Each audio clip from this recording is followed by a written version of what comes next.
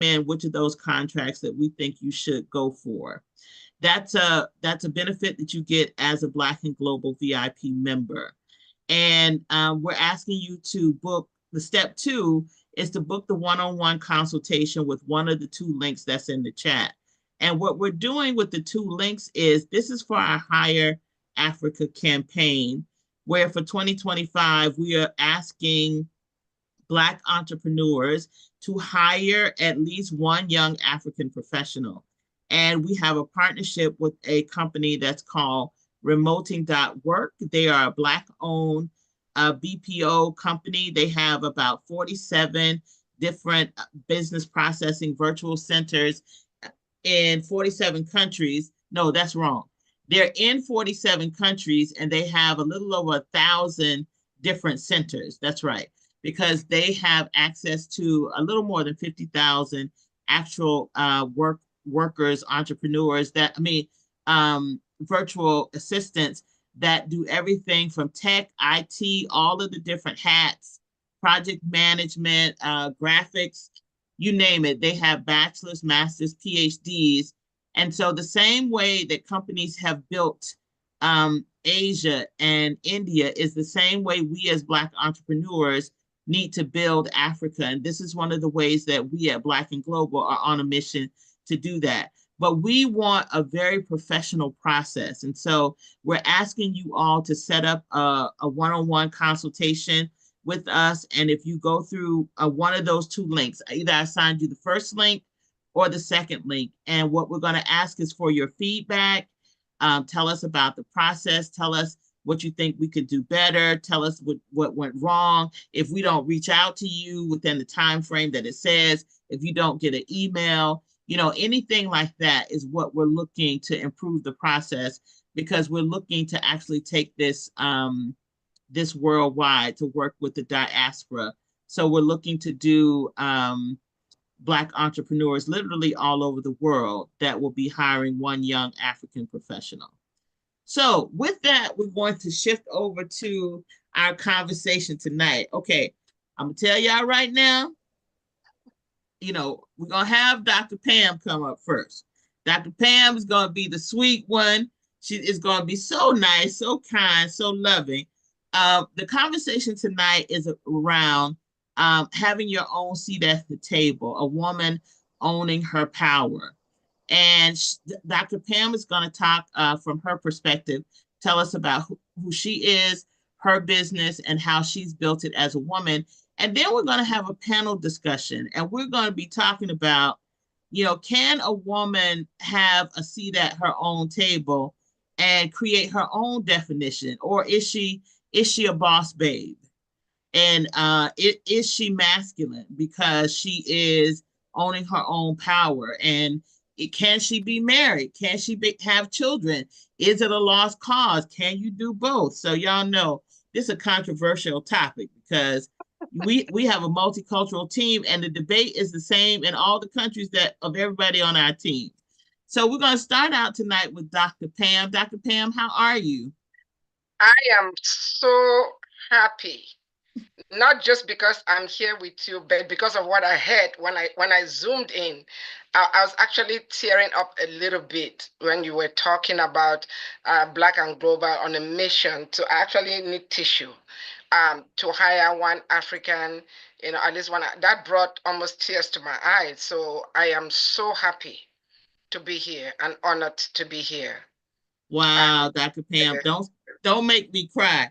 I am actually already tearing up. I wasn't ready for that when I zoomed in, but I'll survive. Okay, so welcome. So the floor is yours. I thank you so much, my beautiful and amazing sister. I would like to greet all the organizers, the panelists, the listeners, participants. I know you said I should talk about myself. I'll get there briefly. I really I'm actually going to be speaking as an individual and just as Pam. Uh, and God will have to help me because these tears keep flowing. I am truly honored to be here, and I want to thank Miss Melissa Mohammed, Sister Melissa Mohammed, Esquire, and Black and Global for inviting me today to share a few thoughts. I am so happy you used the word conversation because that's exactly what we're going to be having, a conversation. I'll be speaking organically, and I hope that everything that is shared here, not just by me, but by the other panelists, will leave the attendees more enlightened, more enriched, more emboldened, and more empowered. I apologize if you see me wiping my tears. I did not. I have a kerchief, but it's not around me, so I'll just make it real. So the topic today, more than a seat at a table, women who own their power. It's very timely but potent. I would just come with the table from the way I understand it, being opportunities and resources around the globe, both tapped and untapped, where women have either been underrepresented, marginalized, or are actually operating at suboptimal capacity. Yes, we have made progress with gender equality. There's been significant gender growth, but today's women have limited and frequently no sitting at the table, even with the global interconnectedness, but we're not going to focus on that or the problem. Let's look for the way forward. So women who own their power, and I know all of us here are women that own our power, are few, yet with far-reaching and admirable outcomes. Just look at what our sister is doing, Sister Melissa and Black and Global. There are not many of her around the world, but the impact is laudable. So I want to encourage every woman under the sound of my voice. I want to urge you and even challenge you to command more than a seat at the table and own your own power. You can do that without displacing or pushing anybody down or tearing any man or woman down. But knowing that and with the understanding that just being at the table and participating in decision making is not enough. We must strive to be at the decider spot, preferably at the head of the table, but not mandatorily so. Sometimes it's warranted that we sit next to the table head. So you do that, but don't forget to accommodate and incorporate your team members or your collaborators or all the stakeholders. So the question now is, how do we command that position? How do we own our power? I will tell you, it's not that complicated. It starts from the control center. And what is that control center? Our minds. Our minds is the center of our emotions, our feelings, our will, our thoughts, our reasoning. And guess what? It's bombarded every second with all kinds of information. When I joined this Zoom, what our sister was sharing, I couldn't even look at it because it was so much. Just for the few seconds, I saw it. But the mind gets bombarded from within and from without. Information, not just on the internet, from the environment, everywhere, plus the one internally. But once you take control of your mind, you make up your mind that your mind will do what you decide for it to do, and not rent any space in your mind to any negative forces out there or unwelcome forces. You'll be ready for the next step. And what is that next step? You have to be prepared. Today's global economy is, I would dare to say, it's flying. It is changing at such an alarming pace. If you flinch, you're going to be left behind. There's no time to waste. We have to stay alert. We have to continuously acquire new knowledge, skills, staying abreast of what is happening, but also doing so, carrying other women along, not by ourselves. It is okay to be the first woman in XYZ, but it is not acceptable to be the only woman. It is not. Yes, you can call yourself a pathfinder. So the question is, how many women have walked on that path that you found? You are a trailblazer. Congratulations. What happened to the trail that you blazed? Is it covered with leaves or fallen trees? Or did you pull and mentor and guide other women through that trail? Or if you want to consider yourself a forerunner, don't worry, I didn't own any of this where I used to own a Pathfinder. How many women have run to their destiny with your guidance? And it is important for you as a woman that has made it or is still making it to know your worth and to be confident that when you help other people, when you mentor people, you pull people up, there is a chance, a high chance that they will become better than you. As a matter of fact, let me go a bit deeper. If you mentor somebody, you a woman who own your power, you mentor another woman, and that woman doesn't become better than you have failed. Let me explain. There is something that that woman knows that you don't know. And by the time you train them or mentor them with what you know, guess what?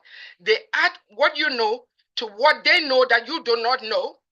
That will give them an edge over you, and they'll become better than you. But you should be okay with that. But there's also a bright side in mentoring them and in sharing what you know with them that they do not know. You will learn something, and you will move from the 5th floor to the 20th floor.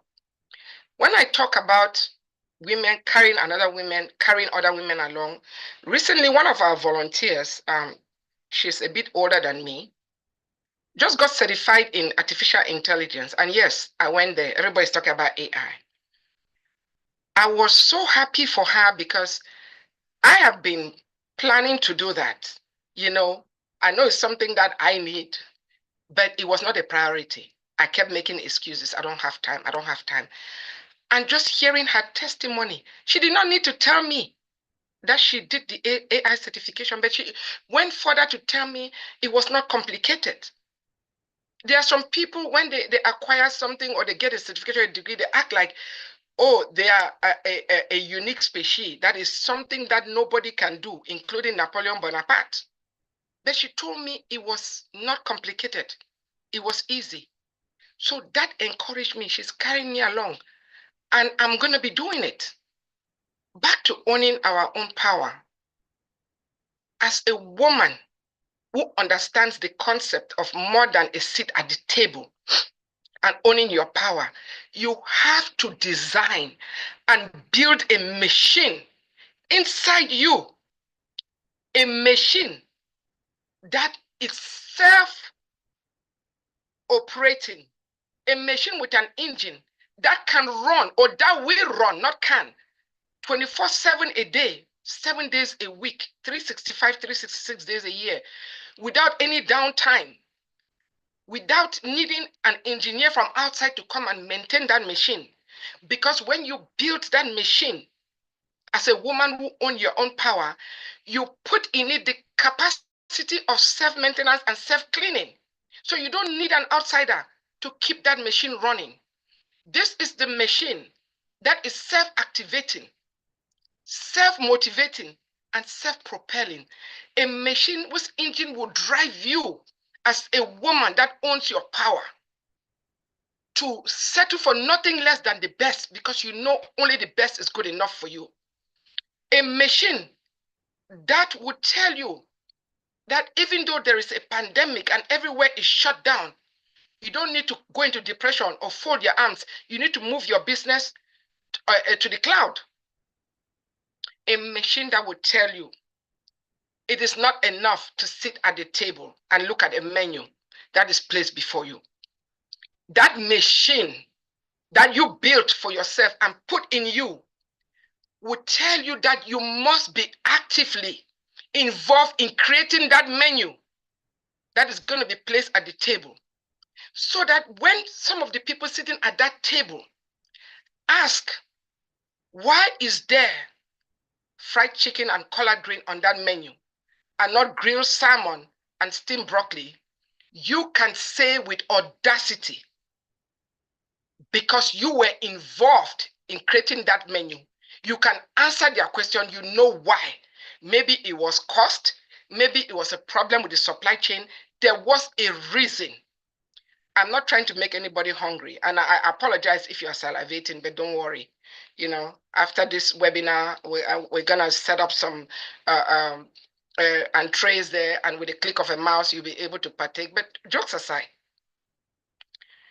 something happened in Missouri, Jefferson, Missouri, about 10 years ago, you know, and you can look that up. There was a police chief that was incoming. I don't remember his name, but what I'm about to tell you is relevant to women who own their power.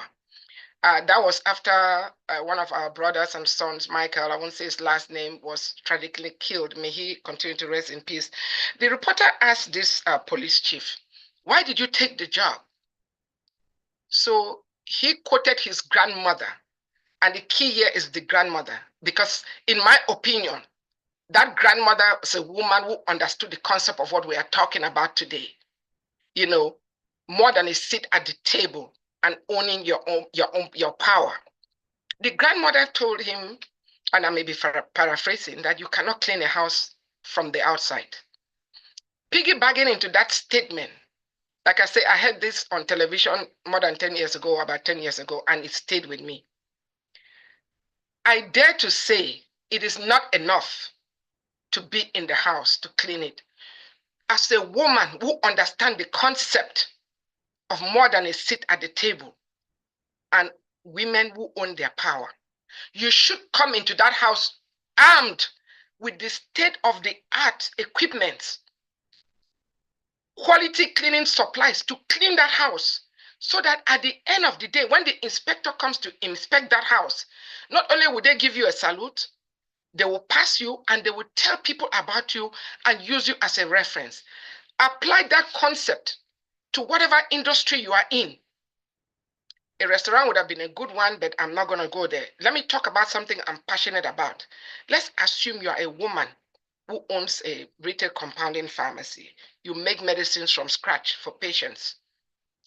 Can you honestly say that every time you compound that medication, you follow the standard operating procedures? I'm not talking about 99% of the time. I mean 100% of the time.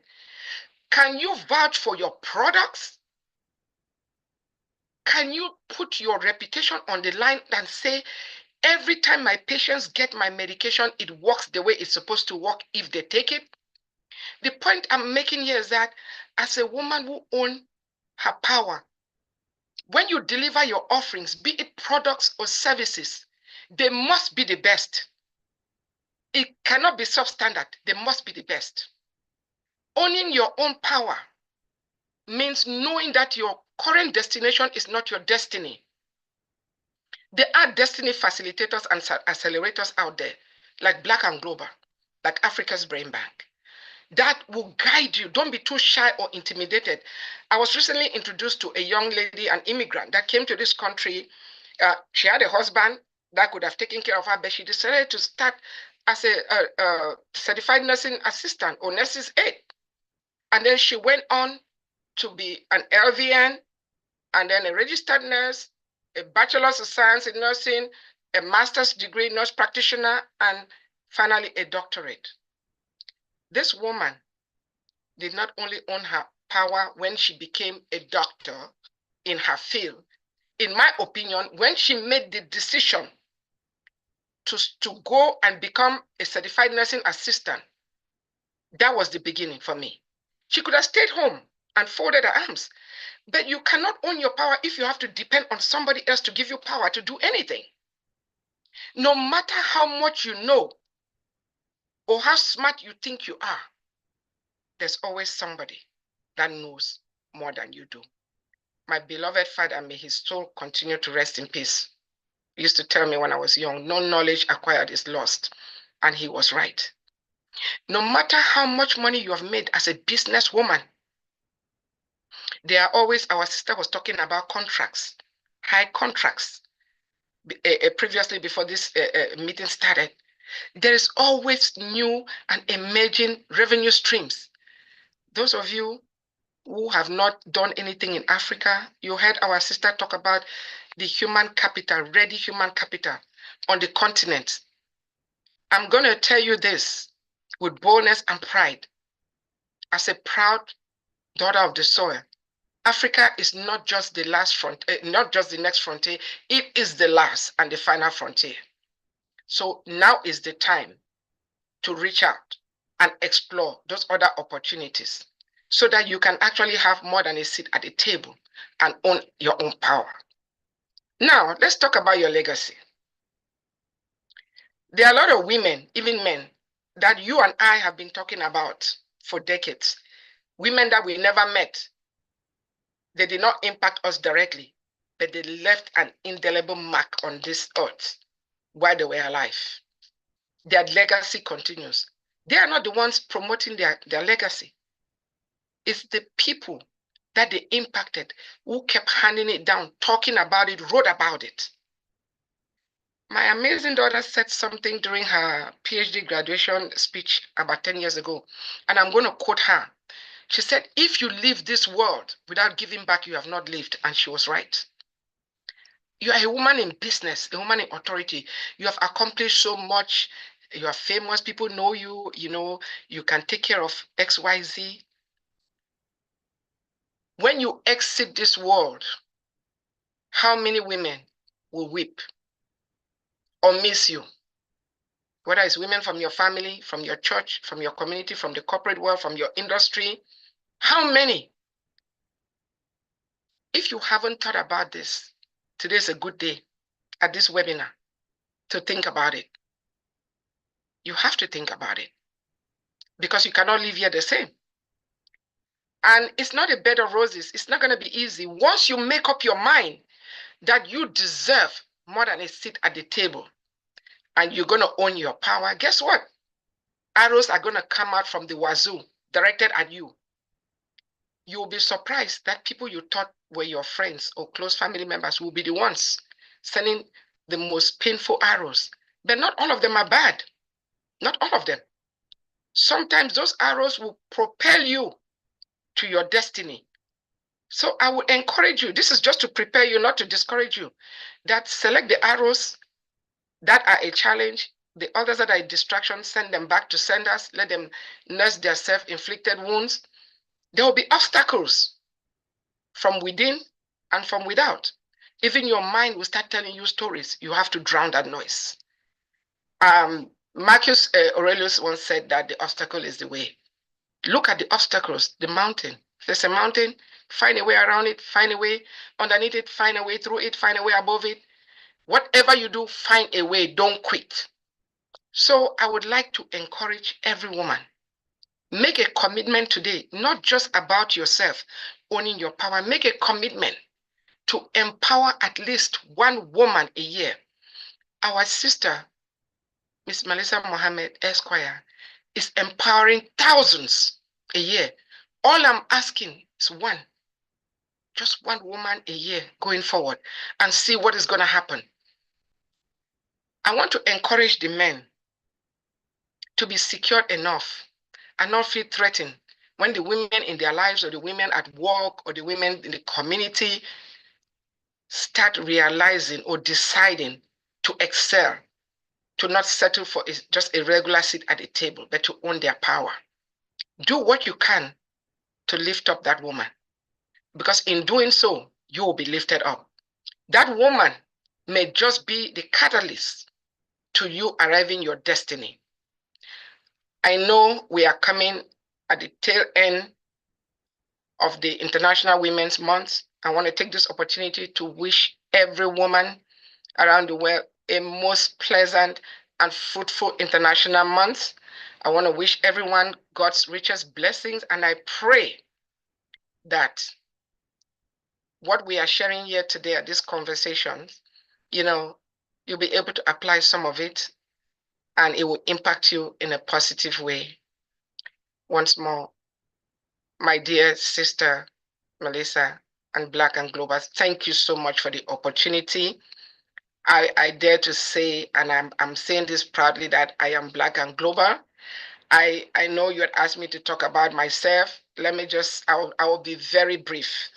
I was trained as a clinical pharmacist, ordained as a minister of the gospel. I have some other titles next to my name, but I really don't feel led to go into that. I am just a servant. And as the conversation continues, if Sister Melissa, you need me to weigh in on anything, I'll be glad to do so. Thank you very much, and God bless. Thank you, everybody. Give Dr. Pam, Reverend Dr. Pam. That was absolutely phenomenal, Dr. Pam. Thank Man, you. that's so spot on for what we are talking about tonight. So many things that you touched on that resonates for what the conversation is, and women owning a seat at the table. You know, I never thought about impacting women. I never thought about that. In the sense that, yeah, this month is we're celebrating International Women's Month, and we wanted to invite you to come and speak and to share and the next panel discussion that we're going to have. But it is very true because at Black and Global, we serve men and women. And one of the things that when we started Black and Global and we traveled the world, particularly with the US government, they would push women, women, women. And my message was always, you're not going to separate us from our man. Our man is half of our power base. And so being Muslim in the Nation of Islam under the divine leadership of the Honorable Minister Louis Farrakhan, I'm so grateful to him for training my mind and my heart to love and respect and honor men, because I love men. I love my husband, you know. So it is having a supportive man in your corner, having a supportive man in your life. It just makes you more powerful. And so it's very interesting that for white America, it is white women largely when they say diversity. But for us, we're not going to be in a position where we are separated from our strength and our power base. So, and thank you so much for saying that this conversation is the elevation of woman does not mean putting down the man. Exactly. That's not the goal. That's not the objective that we're saying. What we're saying is that as a woman owning a business, creating an opportunity like the sister you said that went from the nursing assistant all the way up to her PhD level, that was a man that supported her in that process. And as we move through this to this next dialogue, what you were saying about supporting a woman along the way and our Hire Africa campaign, let me tell you, Dr. Pam, we are on such a mission because, see, what we're looking at is the skill set largely of men and women. And what we do, what I love putting together the deals, right? I love finding the contracts. That's why you'll hear a difference in my tone when I talk about that. But like you said earlier, a woman would know more than I know. I don't know marketing. I don't know the IT and all these other parts of the business. So I bring people in who know more than me because I can get them to a contract that's going to change the game for them, their husband, their children, their future generation. There's no competition. There's only cooperation. So thank you so much for sharing this process. And I'm gonna tell you, at Black and Global, we have a huge group of men, like literally, but largely because we're going after money, largely because we are going in large dollars. So men flow to that. What we have to have women to do is to own their power and know they can deliver on a global contract. And even if you are afraid, it's fine. You can be afraid, but I'm not. I'll carry the ball for you. All we need you to do is show up and deliver. That's all we need you to do. But if you are afraid, we can show you how to park the sea. If you want somebody that fights, now I walk with a Farrakhan mentality around the world. So, you know, we just really want women to know on this International Women's Month that the doors of the world are open for you. And that's That's why I right. wanted Dr. Pam, you did such a fantastic job to come and share with everybody that I love that we're changing the inside. You were talking to me the whole time. You were talking to me literally like the whole time. So thank you, thank you, thank you. So Thank you. now let's move to the next part of our conversation, which is we're going to have with Dr. Teresa and Aisha Bond. Are they here, Miracle? Can you bring them to the stage? Teresa is already on the stage. Okay, Dr. Teresa, can you hear me? Hey y'all. How you doing? I'm great. How y'all doing? Pretty good, pretty good. And what about Aisha? Is she here yet? Not yet. Not yet. Okay. So, Dr. Teresa, okay, I'm going to be asking you. We're going to be having a conversation. So Okay. we might pull a man into this conversation. So what we're going to talk about is having a seat at the table and women owning their own power. And does that mean that she's giving up her femininity? Does that mean that she wait now, because you know it's a whole debate in America around boss babes and boss chicks, and whether or not you know you are feminine if you are a boss and in charge of your business, and you're trying to be masculine. I was talking with part of our team that's in Africa, and what was the term? They have the same concept there, where a boss lady, that's what they said she's called. She's called a boss lady. That if you are in charge of running a business, you're a boss lady. And in the Philippines, our Philippines team said it's the same there. So first tell us who you are and what you do, and tell us if you're married and you have children, and then answer the question for us. Do you think that you can be feminine and own your own power in a business? Okay. Well, hello everyone on Zoom and on social media, on live. I am Teresa Forger McCarty, Dr. Teresa, and I am the CEO and Global Innovation Consultant for McCarty Consulting LLC, where we add structure to great ideas. I also am full-time in ministry, in consulting, and prior to becoming a business owner, I served public schools in Mississippi as a teacher and a school and district administrator. And so I am married. I'll be married for 13 years on April 21st. And Congratulations. thank you. And I have a wonderful, precious answer prayer named Anna Ray, who is 3 years old and keeping me on my toes. So that's such a great question because, you know, my husband and I, we prayed for a long time to be able to have Anna Ray. Mm-hmm. And when the Lord blessed my womb to be able to conceive and to care for a term, I was deputy superintendent of operations in a school district. Mm. And I finished out the school year and I came home to be with my baby. Mm. So I am a stay-at-home mom and a business owner. And I thank God for my husband, because being a principal and the long hours, the football games, basketball games, you know, board meetings, being a deputy superintendent, when we actually relocated for that position. Mm. And he has always supported me. And even though we decided for me to, you know, to come home to be a stay-at-home mom, it wasn't just to be a stay-at-home mom. It was to do all of what I have been called to do, as far as ministry, as far as consulting, as far as, because I do a lot of mentoring as well. Right. So now, because even though it was a hard decision to leave the school system, I love school. I love being a teacher. I love being a principal. I love being deputy superintendent. I love public education. Loved it. But that what was best in this season. Mm-hmm. And he was very, very supportive. So I think it is very possible to be feminine and own your own power, because I really don't think one has to do with the other. Mm-hmm. I think that wherever you are, you who you are.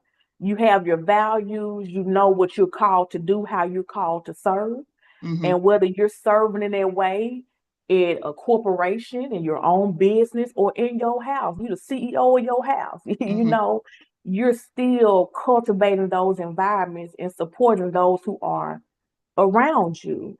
And I have never had an issue with that. Now I mean business, so let let me be very clear. I mean business. I am all business, Mhm. but not disrespectful, not to where I'm, overpowering in Mhm. terms of making others feel less than, because Uh-huh. that ain't power. You know what I Right. mean? Right. And so we practice good values. We're kind, we're Mhm. respectful, we're explaining things. We're not assuming that we're always right. We apologize when we're wrong. That's Mhm. in your household, your career, your business. Practice being a good human being. You know what I mean? Yes, ma'am. So let me ask. So let me add to that conversation. So I'm married for 23 years. And let me tell you, y'all gonna hear me say this many, many times. I have to thank the minister, because if he can save me, he can save anybody. Because I was definitely from the I don't need a man generation. That was me when I was growing up. And I definitely was someone who thought I always imagined myself being a mom, but being a wife, you definitely see that. But when you grow up, you see so many conflicts in marriage. And our moms taught us, I grew up in the South too, from Georgia. Our moms taught us to get an education, to get a career, to protect yourself in case something went wrong with the man. And they taught us you don't depend on a man. So many women, many young women, or many women in my generation carry that. So one of the greatest things for me was the circumcision of my mind and my heart to understand, to fall in love with being feminine. Because in this world, women are promoted to be masculine. So my career as an attorney, I'm a negotiator. I travel, I'm literally doing billion-dollar deals, and I ain't easy about it. Business. I'm not easy about it. So I'm been nice to you, but you're not nice to me. It's that kind of thing. So, but one of the great things for me is I've always had a supportive husband. I've always had and let me tell you, I never imagined having, I could not even envision having somebody like him, because not only is he Muslim, he's Jamaican. So when you put Jamaican and Muslim together, that's not a formula that you would expect it's going to be a loving, kind, supportive type of man. But I'm so grateful, because literally he's given up so much for me. And I want to share this because with women understanding that men will support you in your dream. Men will, like Dr. Teresa just said, they will be there for you. You can plan with them. They will help you problem solve. I talk to my husband about issues that I have. And I'm going to tell you, at 23 years right now, Melissa not trying to make a lot of decisions. I say right now, I have 4 children, Dr. Teresa. I have 4, not 1, 2, 3, 4. My children are 11, 10, 7, and 6 months. I have 4. And let me tell you, women will say, "Oh, you are not making a lot of decisions." I'm in a low decision making season. I don't want to make a lot of decisions. And what men oftentimes misunderstand is we don't want to be men. We don't want to be masculine, but we don't want to be oppressed. We don't want to be oppressed. We don't want to be shut out. We don't want to be left out. We don't want to be left behind. We want a seat at the table. And we want to create a table with you, not against you, not on top of you, not underneath you, but we want to create a table with you. So having a supportive partner that allows me to not have to choose between, and that's the question I'm going to ask you next, choose between being his wife and being an attorney. I never had to make that decision. Being at home, I'm a work at home mom. So I've worked at home for many, many years, except when I'm traveling or we've lived in different countries. And so having a partner who believes in you. My husband has pushed me. Now, I have had a paycheck mentality. So I'm real transparent, Dr. Teresa. Like my paycheck working for the government, I love my paycheck, you know what I mean? And getting paid regularly. But he has always pushed me to own a business. I was afraid. This is why we're talking about having your seat at the table. I was afraid, petrified. My daddy owned a business, my brothers owned a business, my husband owned it. I don't like financial up and downs. I don't like financial difficulty. I don't like any of that. So I was afraid. But when he pushed and supported me with starting Black and Global, if I tell y'all the things this brother did to just literally make sure that I got on my way, it is really a testimony to the strength of his character. And if you find a mate that will work with you as a team, that will look at the character of you and the character of him, you don't have to make a choice, at least not in my opinion, because I'm married, I have children. Well, first, I love myself. I have married, I have children, a career, and a business.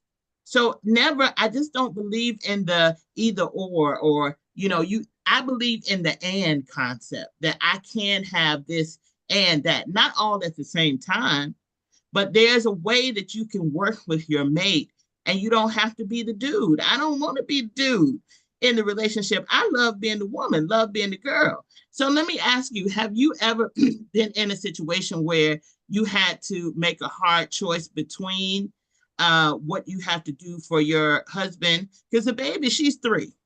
Right. Mhm. So that one is pretty at this point stage, and it probably took you a long time in order to have her. Did it take you a long time? Like for us, it took us 12 years. It took us 12 years for my first son. So, after you become the mama, it's like all bets are off. And before you have children, you really don't understand that. But before that, with your husband, did you ever come to a point where you had to make a hard decision between what you needed to do for your career and for him? Never. And I'm gonna try to keep it together because I will start crying talking about Mr. McCarty, because I was reflecting because he just had a birthday earlier this month. And I was just thinking about like how incredibly blessed I am. Even, because we met in high school. So I've known him since high school. And then we reconnected during our college years. And even when I was running for Miss Tougaloo, I'm a former Miss Tougaloo College. Okay. So even when I was running for Miss Tougaloo College and we were dating at the time, he helped me with my campaign. Like he has always believed in what I was trying to do. And like my undergrad degree is in communications, but the Lord was like, you're going into education. And I'm like, I'm not changing my major. And so I got, finished my degree and went on and got my graduate degrees in education because I'm obey God now. I don't want that smoke. But anyway, he supported that when I became a teacher. When I had my first opportunity in administration, he supported it. Like, I cannot think of one time when he has not been there. And when I be about to talk myself out of something, he'd be like, tap back in, Teresa. You can do this. If you know you heard the Lord do it, and he is always like, even with the business, he always says, this is your business, but it's our business in terms of I'm supporting you. I believe in the vision that God gave you for McCarty Consulting, for the ministry work I'm called to do, for just serving in different spaces, my mentees. I mean, it is not one time, like right now, y'all see it's quiet. He back there with Anna Ray because he knew how important this was to me. And now, mind you, he done worked all day. All day he has worked outside the home, and then barely got off work to come because I had a ministry obligation this evening. Then I had this, and he knew how important and how much you mean, because I always talk about you. So he really he want to be on the call with us to meet too, but he don't want Anna to be loud. But I'm blessed. Yeah. So I can honestly say that. And we meet And so like having those meetings and discussing and looking and truly thinking through things and Mhm. what I love about him, and you said this about your husband, like I don't want anybody to see it. I'm the same way. Like Victor he is one of the most strategic thinkers I have Yeah. ever met in my Yeah. life. Yes. And so when I feel like that struggle or frustration in the decision making, I go right on across the hall to his office and be like, look, XYZ, now go and put your thinking cap on and I'll be back in a couple of hours. Get out my house. Get out my house. So I have never had to choose, and I'm blessed. So I'm thankful. I'm thankful for him because I Yes. have never had to choose. And even when I have wanted to quit, even in my career, I'm talking about in every phase Mm-hmm. of my young adult life, Mm-hmm. he has been there for me, and I'm so thankful. Yes, ma'am. I feel the Mhm. exact same way. And the reason I wanted us to have this conversation is because I wanted us to show a different side, Dr. Teresa. I wanted us to show something that's contrary to all of the noise and the chatter that you see on social media. And we're not talking about perfection, right? Because I'm not saying that my husband doesn't make me upset. He's probably the only one that can make me upset, the only person I care enough about Right. to get upset. But and he works hard. He's a very hard worker. Same way. I go to him. Now listen to me. Going from a woman who said I don't need a man to I go to my husband for guidance. What kind of mess is that? But let me tell you something. If y'all want to figure all this stuff out on y'all own, knock yourself out. I don't want to do that. And let me ask you something. Do you feel oppressed or held back, or do you feel freedom in marriage? I have never felt oppressed a Yeah. day in my marriage. I cannot recall a time. I love being a wife. Yeah. I love being a mother. Mm-hmm. I love being a businesswoman. I love being an educator. I'm thankful. It's like you said, is it perfect? No. But Yeah. I have too much to be thankful for. You know what I'm Right. saying? Right. And sometimes, when that one thing, that one moment goes wrong, or that Right. one thing bad, Right. we have to make sure that we don't make that the entire experience Right. and Right. acknowledge it as a moment Right.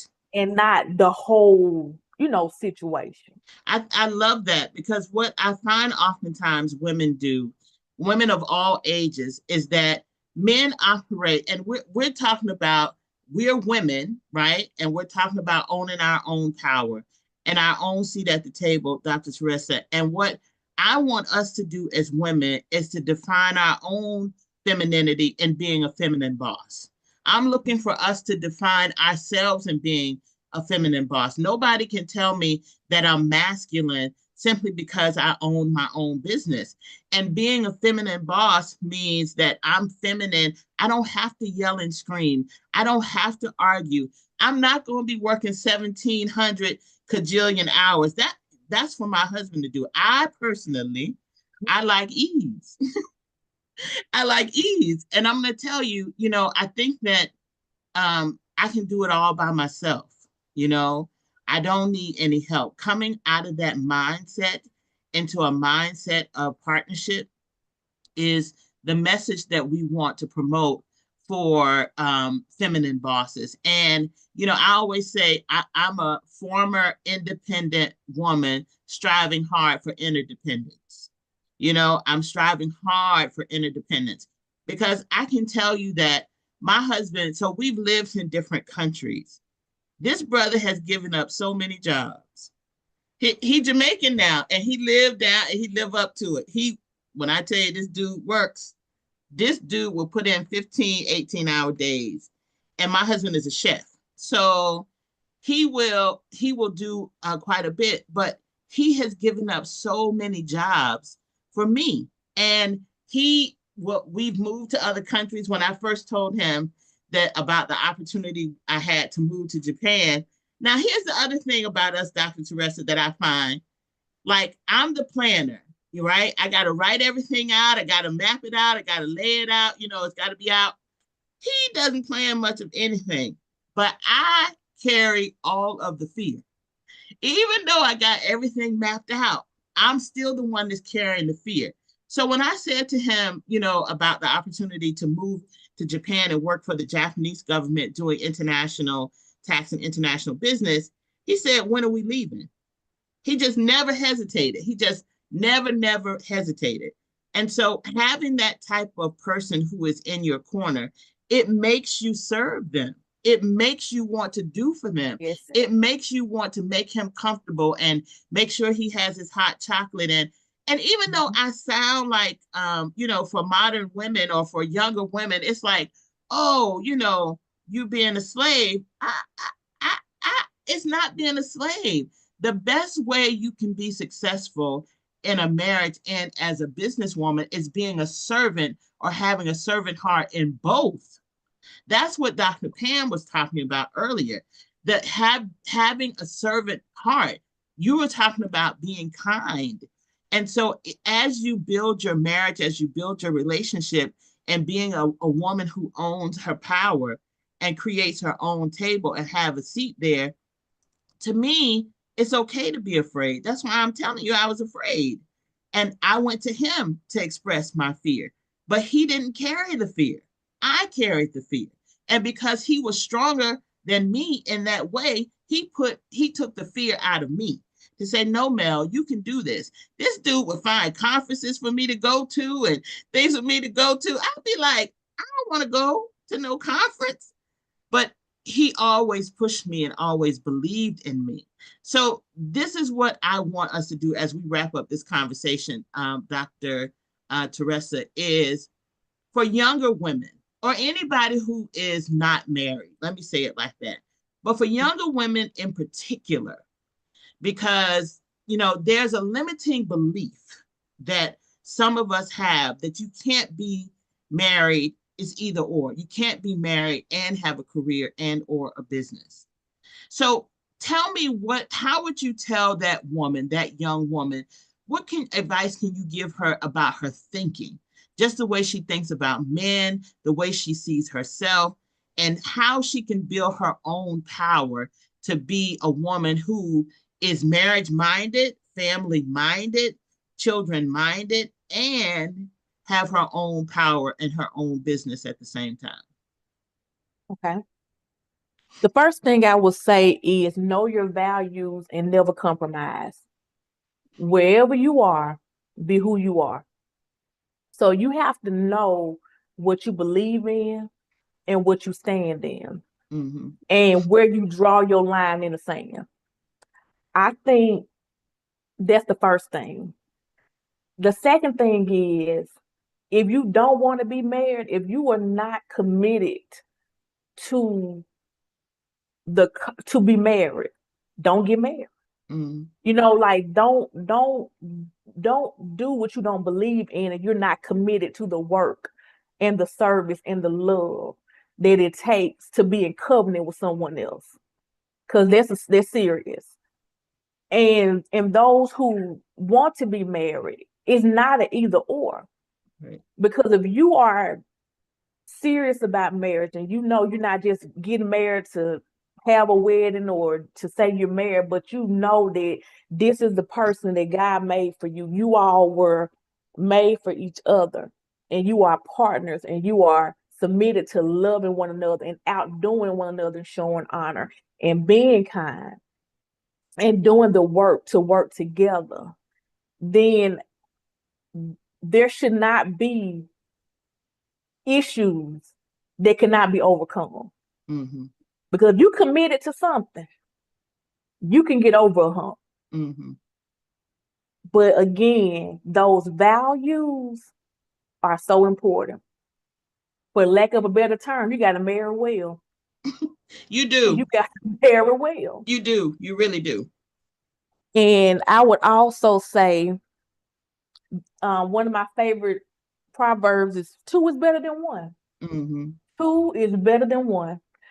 And I am a recovering perfectionist. I am a recovering, I'm gonna do it by myself. And being in leadership really, like when I was in the school system, that really developed me in teamwork and understanding that two is better than one. Mhm.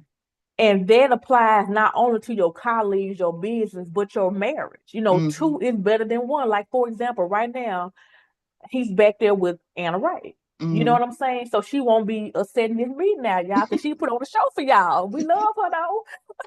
But two is better than one. And so I'm young, you know, I'm very young. And I would just say that you have to know who you are and what you believe in, no matter what social media is saying, no Right. matter what society is saying, whatever Right. this new music and trends are, you got to know what you believe in, where your values are, whether it's faith-based, whether it's research-based, whether it's self-based. You have to know who you are and love yourself and just hold on to that. You have to really hold on to that and know your why. You have to know your why.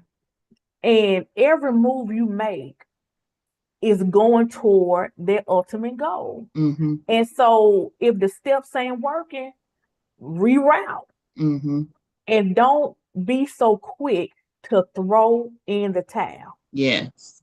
Now, some stuff you may not be able to reconcile. I'm not talking about just marriage, I'm talking about business too.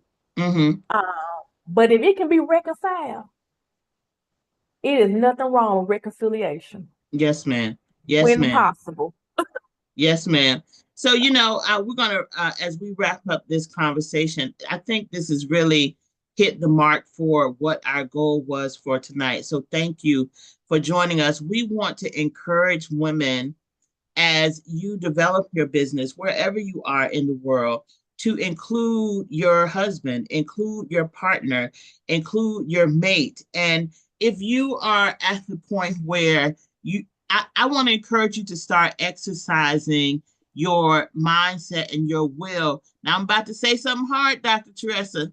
Are you ready for it? I'm ready. I want you to start exercising listening to men. It's hard for a lot of women to do because you may feel, oh, he's trying to tell me what to do. Oh, he's trying to order me around. But I'm telling you, if you take off, if you remove that armor, and you open up your heart and your spirit, and you have a brother or you have a colleague, you really want to start the practice of listening and honoring men. Why do I say that? Because the kind of relationship that we're talking about, the men that are in our lives, we honor them. We literally we respect them. We look up to them. Like for my husband, I say I admire his character. But see, here's the thing I always say. Men create a context where women can be creative. And that's where women are going to thrive the most. They're co-creators with God. Women are creative creatures. And whenever you put them in a space where they can create, where a man creates a context or an environment where you can be yourself and you can develop what you want, she's going to love you. She's going to respect you. She's going to honor you. She's going to look up to you. And so as a woman, one of the greatest tools that you have to master is controlling your tongue. And I teach a class called, Oh Allah, Please Hold My Tongue. Because I'm telling you, the power is I'm telling you, if you want to have a seat at the table, whether you're negotiating $1 million deal, $1 billion deal, whether you're in education, whether you're building a factory, whether you're with your husband or with your children, you have to learn to master your tongue. The honorable, I'm telling you, many things of the minister sticks in my mind, but one of the things that controls my tongue is he says, you cut your man down with your tongue and you wonder why you have a broken man. You cut your man down with your tongue and you wonder why you have a broken man. And as women, we have to look at our contributory negligence in terms of what we're saying. because you can't just say anything to a man. It's nature. I don't care who you are. You have to control what you say, how you say, when you say it. This is what I'm telling y'all, the minister saved me. So, you really have to position yourself so that this man will support you in your business, in your education, in getting your degree, in your children. You all are going to go through seasons. Sometimes he's up, sometimes you're up, sometimes he has a job, sometimes if you're going for the long term, you really have to position yourself so that you are honoring him. And one of the major ways that you love, respect, and honor the person that you want to help you and be your partner as you create your own table. And take it from somebody who has created her own table. I would have never imagined Black and Global would have grown to the extent that it has, the number of countries that we have people in. And I'm telling you the truth, if my husband had not supported me, Melissa would have sat in her fear. I would have died in my fear. You understand? So, but because I learned to listen to a man, to take guidance from a man, it helped me to grow as a woman. And so I want to encourage all of us. I know we're going to get some backlash, Dr. Teresa, on social media about this conversation, but I think that, and Dr. Michelle, people say the word submissive. That's a kiss of death right there now. Folks will fight you over that word. But I think really what it is collaboration and cooperation. I really think that's what it is. The skill set, if you can build a marriage, you can build a business. You can build a business. If you can build a marriage, you can build a business. And as a woman, we really want to share with you all that as we go down this path, we don't want anybody in Black and Global to feel that you have to choose between this global contract and your family. That's not who we are. And we're not hard babes. We're not boss babes. Dr. Teresa, we're feminine bosses. That's our new classification for ourselves. So with that, Dr. Teresa, thank you so very much. You want to say any closing words? Yes, thank you again. It is always an honor to serve. And just remember, you all, stick to those values and focus on being a good person. Mm-hmm. And you're going to be all right. Yes, ma'am. All right. So with that, everybody, thank you all. We're going to wrap up our conversation for tonight. So in honor, two things we want to close with. In honor of International Women's Month, we are going to help and support two women with a scholarship offer with our Momentum program. So our team will drop in the chat for any woman that is interested in looking for contract opportunities in other parts of the world. We just were going over early today, literally hundreds of contracts that our current members have access to as being members of the Black and Global Business Network. But we want to help two additional women to sell their products and services. Dr. Teresa is one of our clients. So we really are looking for women to open the doors for. And then secondly, our Hire Africa campaign. Dr. Pam, you almost had me crying. She gonna come on here crying now. My name is, when I'm in business mode, I tell people I fight in the streets. We're really in other countries. I fight over when people try to tell us what we can't do, what we can't have, who we can't be, because I have a kind husband at home. So I can't fight. I can't fight at home. I got to be nice and sweet at home. But when you are in a position where you can hire a young African professional, Dr. Pam, what we are doing is we are looking for 10,000 Black entrepreneurs, and we're going to ask your help with your network and everybody that is on this call to sign up to do a one-on-one consultation with us in order to go through the process of just interviewing, just talking to. It doesn't cost you any money to get started. We will, in the one-on-one consultation, all you do is just book the meeting. We have a partnership with an awesome company. It's called Remoting.work. And Remoting.work is a Black-owned a BPO, business processing, virtual processing center company, and they have put together a phenomenal process where they are operating in 47 of the 54 African countries.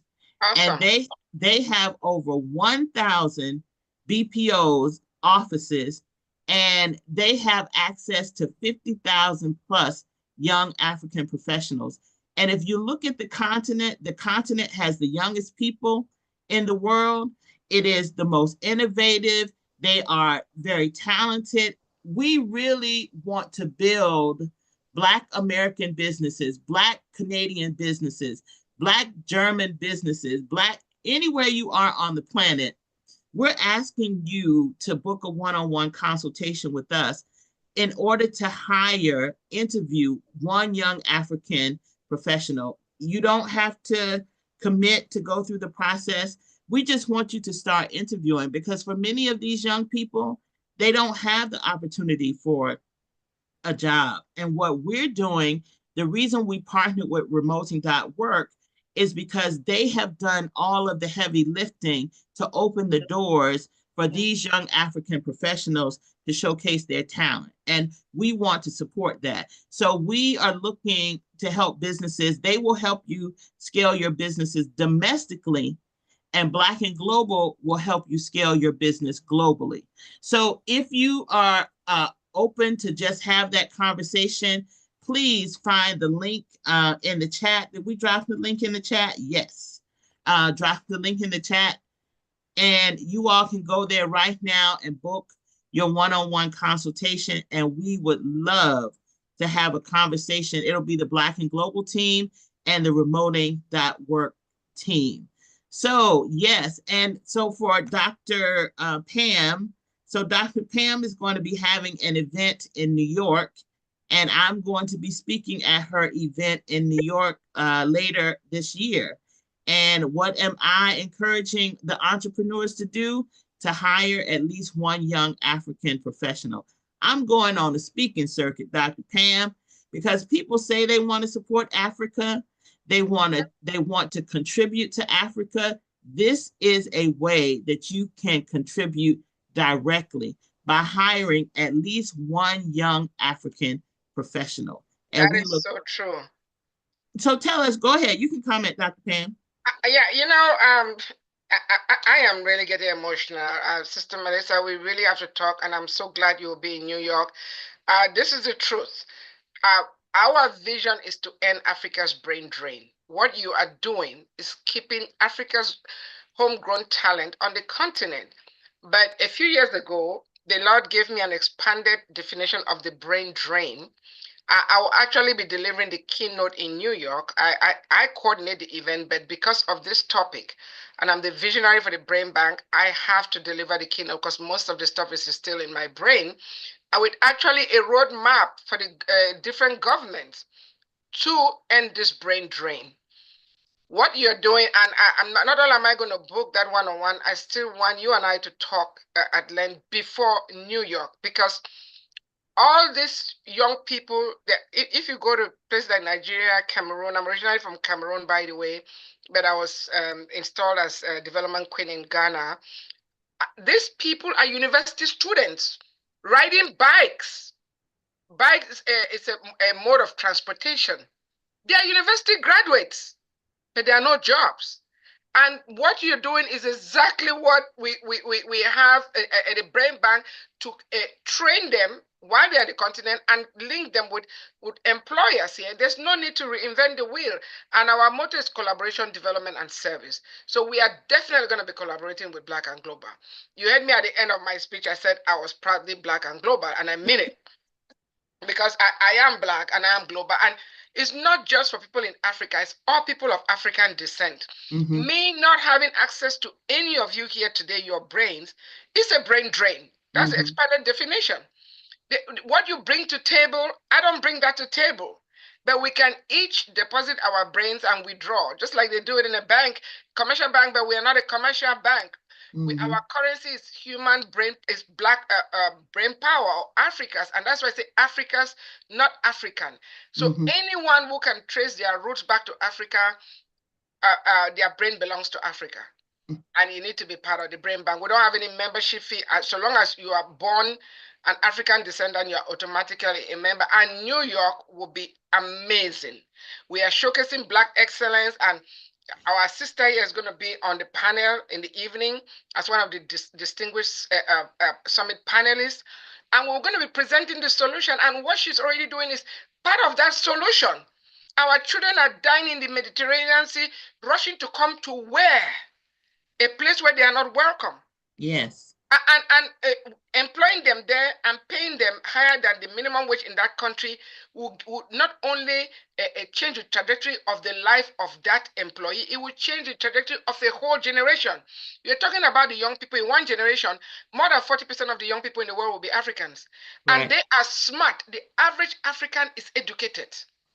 You know, most Africans have more than 1 degree. Mm-hmm. We come here, we do work, we do menial jobs, we go to school, and we keep getting degrees and keep getting degrees. So I am very, very excited. I am so blessed to be here, and I'm so grateful. I saw you in Atlanta last year. We didn't get a chance to talk. There were just too many people there, and I was speaking Friday and Saturday. So I can't wait to meet you in person. And I want to invite all my sisters on this panel and the men. I see Brother Derek there. I just put the link to our website on the chat box. Go there. The information about the event is there. You know, register. And once you register, you will get a link to the hotel to speak, because there's US Open. We have some celebrities coming. We don't want people to come and crash the event. So we want people who register. When they register, then they get a link to the hotel to book their room. But Sister Melissa, we really have to talk, because we are definitely going to partner. We're going to collaborate. And we do have footprints throughout the continent, except in the northern part. So 4 of the 5 regions, we have footprints there. Well, thank you, Dr. Pam. So let me say, you all know the Black and Global team really runs Black and Global. Melissa's part is just closing the contracts. But so they just told me what they want to do for International Women's Day.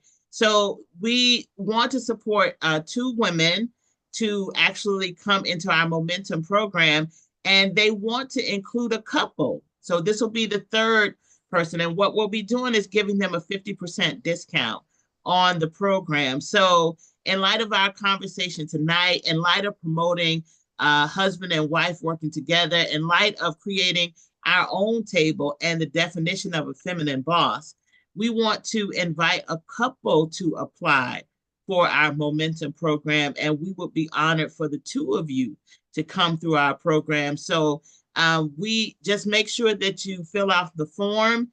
The form should be in the chat, right, Miracle? The form is in the chat. And let me just say, for those of you who don't know us at Black and Global, we live what we say, because our team is our executive assistant is in Kenya. Our business development specialist is in Nigeria. Our director of outreach is in Rwanda. And our digital marketer is in the Philippines, and also our chief of staff is in the Philippines. So we really live what we say in terms of hiring talent. And all of them, well, all of them, well, maybe except for the chief of staff being, we probably the oldest ones, but they're 23, 22, our funnel specialist, digital marketing specialist, she's like 23, they're 24, 27, and we have the EA is a woman, the funnel specialist is a woman, the director of outreach is a woman. So we really live, and we have men. Now, let me be clear, we also have men on the team. So we really live what we say. And because we have such a fantastic outcome, what you see is the result of this talent. Awesome. And we want you to have the same outcome, because they run Black and Global's domestic business. And the hundreds of contracts that you saw in all of these countries around the world that were identified for our members to go after these billions of dollars in contracts, they found these contracts. They collated these contracts. They followed up on these contracts. I trained them how to actually get the global contracts. But Black and Global employs them They build our businesses, they serve our members, and they're able to build in their own country. So we are Blueprint, and we're very passionate about our businesses going global and with the support of African talent. So with that, have we answered all the questions tonight? I hope everybody has the link for Momentum. That's our program in order to apply for the scholarship in the chat. Please schedule your one-on-one consultation for Hire Africa and Dr. Pam. I can't wait. I need to get in front of a lot of people, Dr. Pam. 10,000 people. I want to get 10,000 Black entrepreneurs to hire 10,000 young Africans. That's our awesome and audacious goal. So we're gonna make it happen. Support. We're gonna make it happen. We'll make it happen. So Yeah. With that, as I always say, I am your sister and servant, Melissa Muhammad. We are the Black and Global Business Network, globalizing our connection. Oh, wait a minute. I'm sorry, y'all. Gwendolyn wants to speak. Who is Gwendolyn? There's a Gwendolyn. Someone raised their hand. Miracle, is that right? Yeah, I just had her on mute. Okay. Can you hear us, Gwendolyn? Yes, go ahead. You have your hand up. Go ahead. Hi, Melissa. Yeah, I'm not sure how that happened. I don't really have a question. Just thank you guys so much for sharing tonight. Okay, awesome. So I'm gonna say it again. I am your sister and servant, Melissa Muhammad. We are the Black and Global Business Network, globalizing our connections, keeping us in the Black, and we'll see you around the globe.